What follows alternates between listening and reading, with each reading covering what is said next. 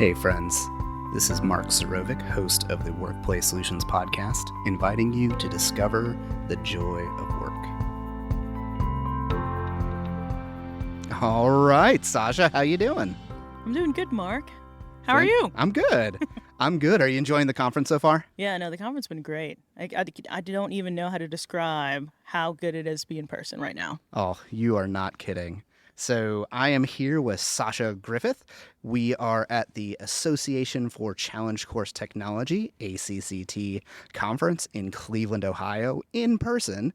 Not as many folks here as pre-COVID years, but I think I'm happy to be in person. You're happy to be in person. Definitely. And we're masked and boosted and all that, but we're just... It was just exciting just to play some games today. Yeah. I just participated in the Olympics, so that was a lot of fun. Oh, how was that? That was great. All right, for folks that aren't familiar with that, just tell them what kind of the Olympics are, considering the actual Olympics are going on. Not to be confused, I'm not that athletic. The ACCT Olympics started as the Builders Olympics, because in the challenge course world, everything started with builders building challenge courses. Through the years, it's become more inclusive to include trainers and other aspects of our industry. And so the events are really random. And so if you know how to facilitate a game, that game has probably been played in this set of Olympics, but with quirky rules that make no sense and almost get made up on the spot. So it's a lot of fun. Love it. I love the creativity of saying, we got spool of cable. Let's figure out how to make that a game. Yeah. So fun stuff. All right, Sasha, will you introduce yourself? Tell us who you are and a little bit about yourself, where you work, what you do. Definitely. So as Mark said, my name is Sasha Griffith. I live in Harrisonburg, Virginia. I work at James Madison University as the Assistant Director for Adventure and Team Programs. It's a long title, but it's basically I'm over the Aventure program. I supervise a coordinator and a grad assistant.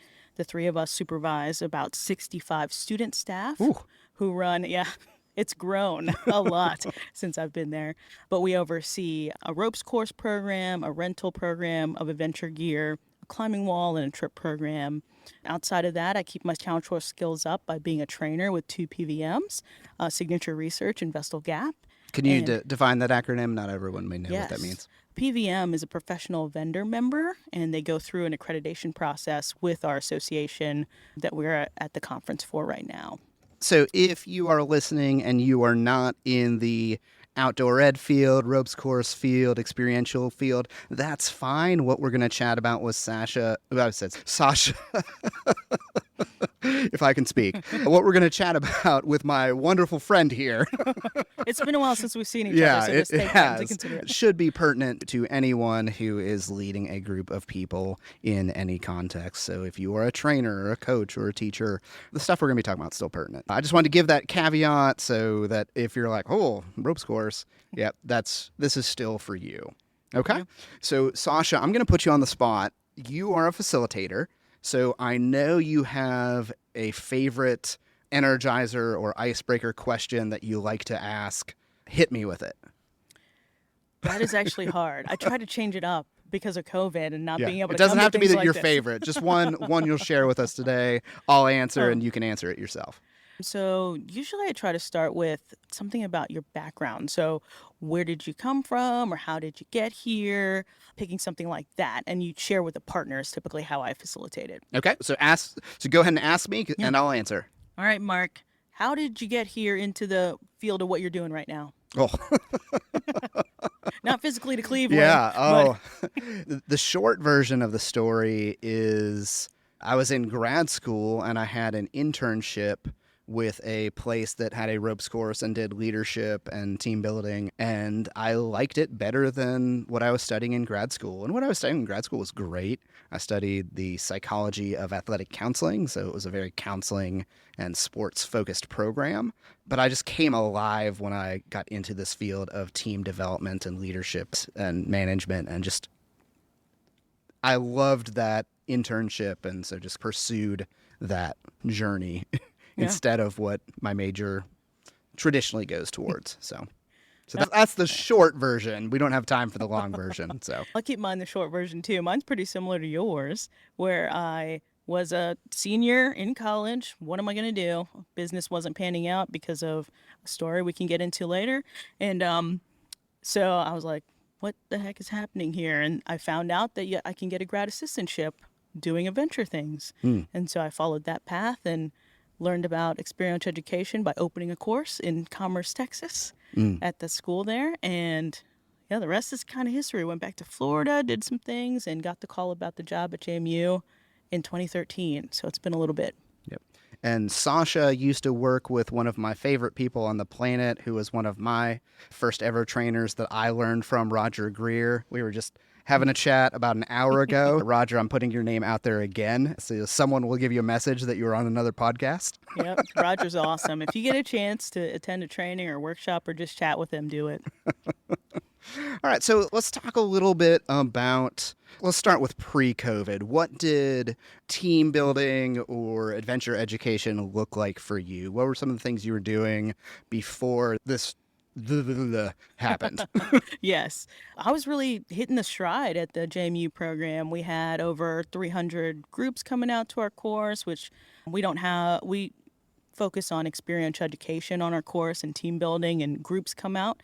And so the numbers aren't as high as some like aerial parks per se, but we had 3,000 folks coming out on the regular. And so I had a flow. I knew what the calendar was going to look like. A certain part of the year was going to be busier than another part of the year. And I had a program where my student leaders would help train the future staff. And then COVID happened. Yeah. Ain't that the truth? Yeah. And unlike most of our interviews that I conduct, I have not prepared Sasha with questions ahead of time, throwing them out there, and she's doing her best, but she is very clever and experienced, so I'm fully confident in that. Just know if you hear any pauses, that's on me. We did not prepare an agenda for this. We took just a opportunity to say, hey, we're at the conference, let's have a good chat, and let's hope that folks enjoy that. Yeah. Sound good? All right, Sasha, in your words, how would you describe facilitation to folks that don't do this for a living? What do you do, and how does that help people? So I would describe facilitation as taking an activity. So this could be a simple tag game, it could be something with a problem, and using that game as a metaphor for how people interact with one another in their jobs, in their schools, whatever it is that they do on the daily basis. It's really a way for people to learn about themselves, but really about how they interact with other groups of people. And so when I facilitate, a lot of the times it's to get to that reflection of how did you react when I said this was the problem and you had a limited time frame, and how does that relate back to life when you've got a deadline coming up that you didn't know about, or some parallel like that. Okay. You mentioned games and activities. Like every person who does this for a living has 12 favorites. Right. So pick an activity that you like to use with a group of people and walk us through how you use that with a team and what you're trying to accomplish. Yeah, so there's one where I typically set up 5 hula hoops. They're equidistant to each other. It kind of looks like a die on the side of 5. So there's a hoop in the middle and then the 4 in the corners. And in the hoop in the middle are a bunch of objects. So Okay. it'll be like stress balls or something like that will be in there. But there'll be, say, 10 of one color, 10 of another color, about 40 of those type of items. And then there'll be a different type of item in the middle. Mm-hmm. And so the group comes, let's say it's 12 people. That's 3 people in each hoop. And I set them up. The goal is to maximize their resources. Their resources happen to be that pile of stuff that's in that middle hoop. Okay. There's a series of instructions that they get, which involve moving the pieces. And in the end, usually the group ends up like splitting up the resources, and there's a time limit to it. The whole goal of this is to get into the conversation of, it's called insanity, by the way. Okay. Anybody who knows the activity. Mm-hmm. Groups tend to do the same thing every time you do it. Different group, they start out typically the same way, where it's a race, it's a battle. But then at some point, about the 5-minute mark, I take a time out. I make sure that they understand what the goal is. The goal is to maximize the resources, not beat the other teams. I don't tell them that, but that's how I lead the discussion. And then I let them continue for the other 5 minutes. And very few teams actually come up with a consensus, try to get the group to think outside of the box and different things like that. So it parallels a lot with groups that have limited resources or groups that are merging together and figuring out how they need to work together. So I love doing stuff like that. Okay. So what are some of the discussions that groups might have doing an activity like that? Yeah, so the group might talk about, well, we split it evenly, everybody's got the same amount. And while that's great, because sometimes that's what you have to do, is that really the best answer? Right? There's nothing at stake right now, so let's try to figure out what the best answer is. And I let the group really sit there and they stare at me for a minute. They're like, but this is the best answer. What more is there? And then it's usually the quiet person. Hey, Bobby, you haven't said anything. Did you have an idea here? And he'll say something like, I was thinking about moving the hoops. Can we move the hoops? And I'm like, I'll read the instructions again. I didn't see anything about not moving hoops. And so they move the hoops and then, oh, you need the yellow balls? I need the yellow balls too. Let's overlap our hoops. And so the discussion gets them to that answer, which is really cool. So if I'm hearing you, the activity is designed to help them have this experience of a paradigm shift where their expectation or their worldview that we're competing against each other for scarce resources turns into, when we collaborate in this instance, it makes the resources we have access to grow exponentially. Is that Correct, a fair assessment of what you're doing? Okay. Yeah. Because Okay. we both can have the yellow ball. It doesn't have to be you get half, I get half. Oh, that's fantastic. All right. You work at a college, or excuse me, a university. Yeah. I don't want to say the wrong thing. Tell me about working with students. What do you love about helping teach the next generation? What do you love about student workers? Walk me through your passion, because I know you care about students and you care about people. Yeah, actually, the best part of my job happened just yesterday. I got an email from a student who graduated maybe 2 years ago, maybe 1 year ago. I lose track of when they're actually here. There's 65 of them. And so I actually got an email from a past student, and she was like, hey, I just got this job. It's this awesome job. She went into it, and then she's like, I learned all my skills from working with the Aventure program. Awesome. Thank you for running the Aventure program was essentially the essence of the email. And so I forwarded that to my supervisor and everything. And that is the rewarding part of the transferable skills that you get to see the students use in the world. Some of my students have my phone number, and so they'll text me and they'll be like, hey, I just got put in charge of this team building event at this retreat. What am I doing? And we set up a time to talk, we go through it. And so it's really watching that progression from the student who doesn't even know that an Aventure program's on campus to, oh, I can get a job here and you'll train me on how to do all this stuff, to whatever field they're going into, because we don't have an adventure or recreation major on our campus. But we have folks going into business. We have folks going into every major you can think of. And so they're able to take the skills they learned to wherever they're going. They're the big companies, the small companies, the new startup companies. It's really awesome to see that transition. That's awesome. And if transferable skills is a new term for you, go back and listen to the episodes that Jonathan Weaver and I did where we talked about his hobby of board games and how that affected his day job and vice versa. So we do a somewhat thorough explanation of what transferable skills are and how they play out. So you get triple bonus points for mentioning the title of a previous episode. Yes, that's what I was going for. I just came out of competition. Sorry, everybody. Yo, you can. I am very competitive. That's fine.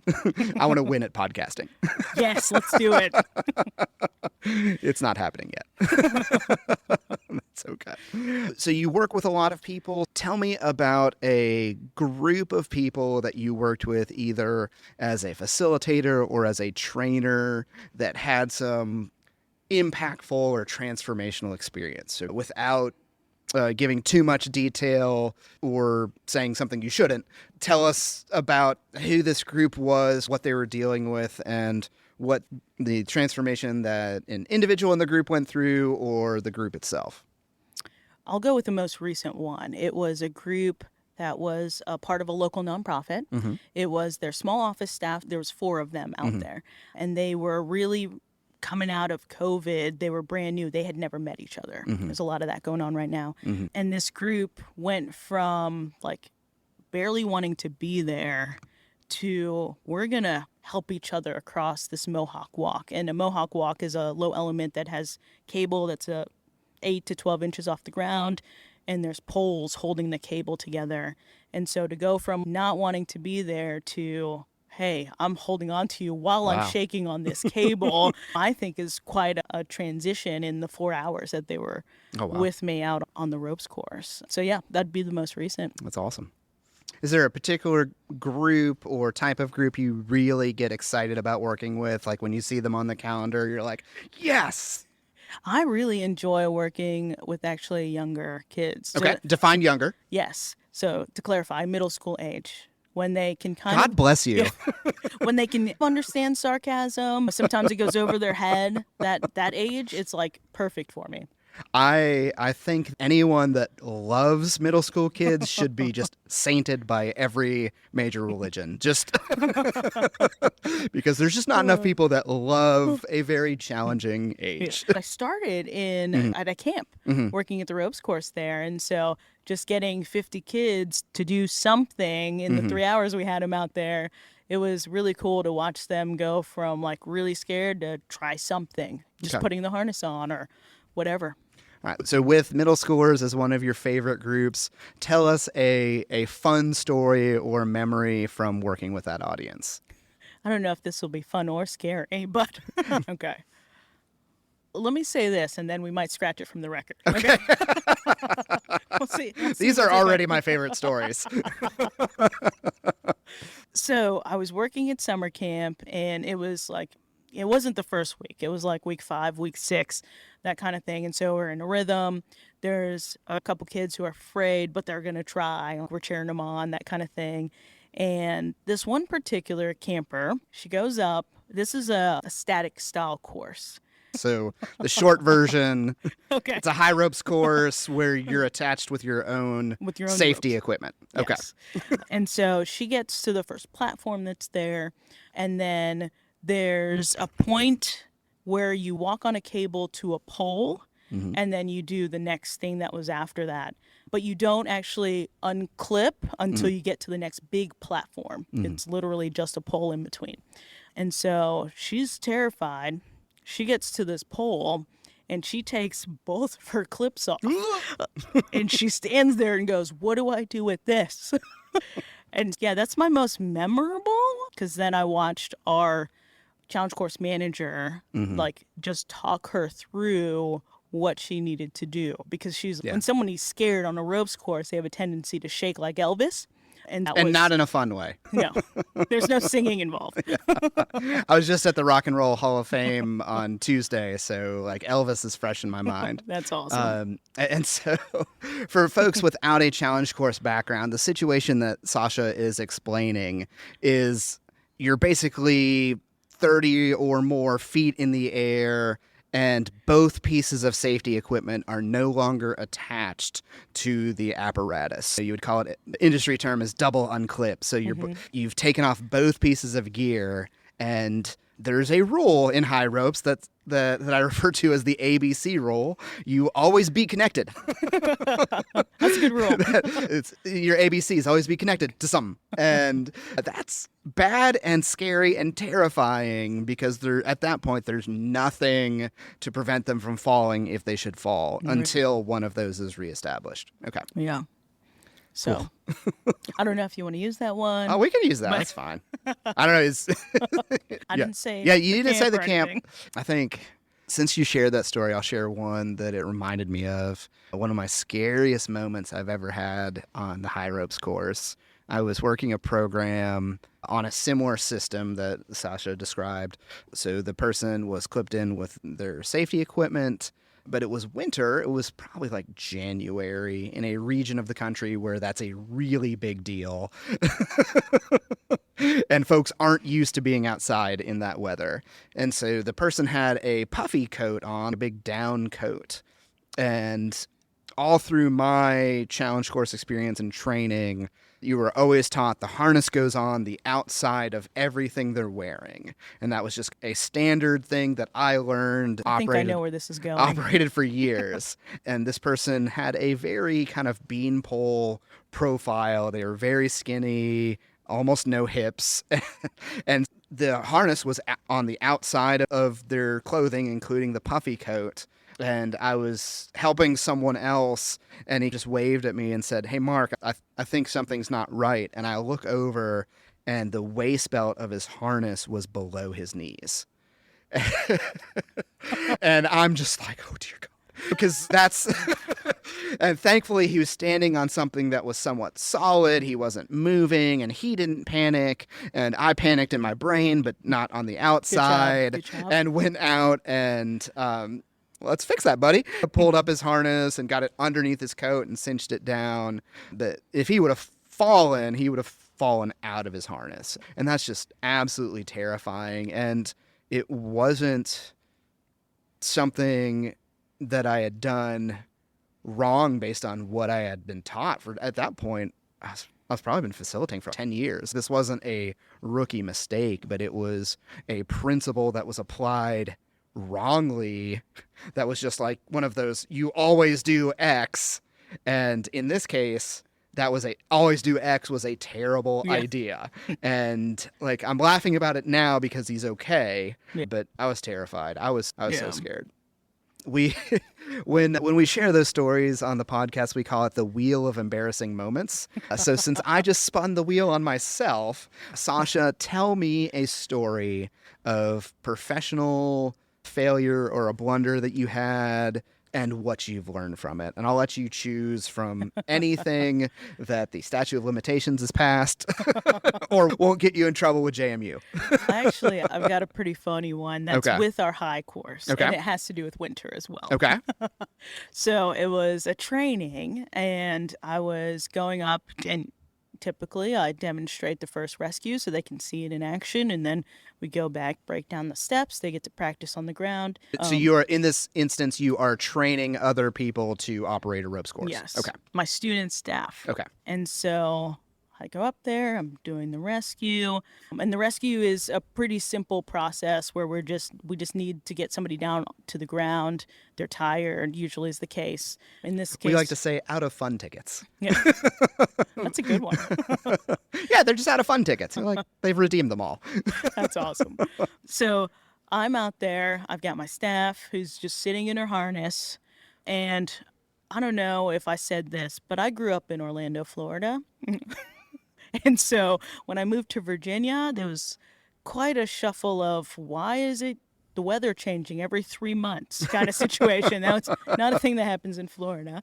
And yeah, now it freezes in Texas. Okay. But that's about it. Okay. So yeah, I'm not used to this 4 seasons thing yet. Mm-hmm. I'll get there. But yeah, so I was training in winter before spring break, because after spring break, there's usually an uptick in the amount of people coming to our course. And I have my gloves. I've got everything.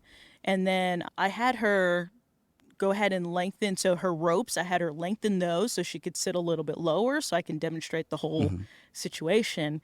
What had happened was I got down to actually clip her into the rescue rope. And my hands would not grip my rope to get myself back up. And so the funny part was that I had her, I was like, "Hey, Sarah, can you just use this A-tray? Because your hands aren't frozen right now. Can you stand back up?" An A-tray is a portable ladder used in rescues. Thank you, Mark.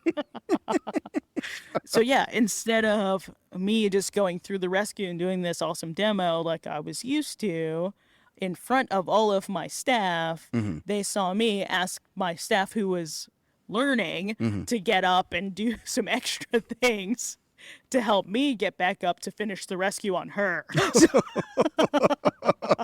So you're trying to perform a rescue, realize it's not working, Yeah. and so you had the staff learning to rescue you to rescue them.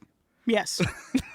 Yes. I'm laughing because I've done that kind of thing before, and I appreciate that. Thank you. So, yeah, not many people know about that except for those people in that training, actually, and my supervisor. All right, so what did you learn from that? And let's say not from a technical stance, as a life lesson. I think my biggest lesson from that is you don't have to show the most extreme of whatever it is, or you don't have to tell the most extreme, elaborate version of whatever you're trying to get across. You can keep it simple, still get the point across, and then go back and do, the fancy stuff after. Okay, so good lesson for trainers. Keep it simple, especially the first time, Yes. and then go from there. Yes. Okay, love that. All right, let's do 2 more questions. What is something that as you talk to people, as you work with teams, what is something that you feel is just needed that the experiential industry can provide? So folks who do experiential learning, or even folks that don't do experiential learning that incorporate it into whatever role they have. What's something that's missing that you think we can help with? I think especially right now that getting back into person, face to face with people, figuring out how to re-interact. Everybody's been working remote for some period of time, most folks, not everybody, but just figuring out how to work together again. If you have to be in the same space again, how do you share the copy room? Those interactions are really what makes the communities that we work in. And if you don't feel like you work in a community, that is something we can help, hopefully, cultivate for you. Okay. All right, final question. I borrowed this one from one of my grad school professors. So what's one thing I didn't ask you that you're just burning to answer? I'm going to go with what's the most important thing you can do to further yourself. It's not always putting yourself outside of your own comfort zone, but it's figuring out how you can network within your industry.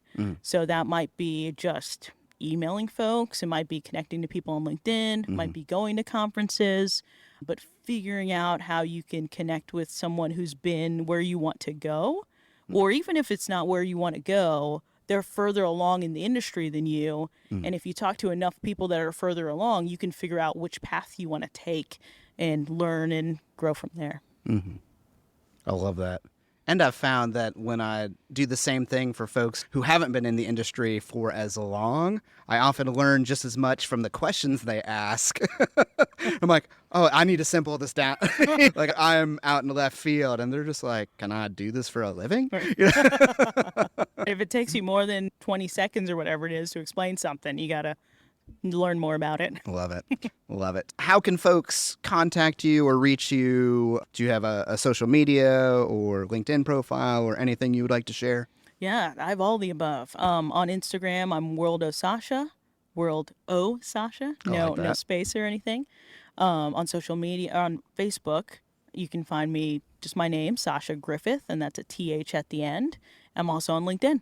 Okay, sounds good. All right, my guest has been Sasha Griffith from JMU with a complicated title, but does an awesome job leading their program and training and caring for students. So thank you, Sasha. Thank you, Mark. Man, that was fun. That was Yeah, fun. that All was right, fun. I'm going to stop recording now. Life is way too short for work to suck. So if you want help to build your team, train your team, or manage your team, we're here. Come see us at workplaysolutions.com. Thanks for listening to the podcast.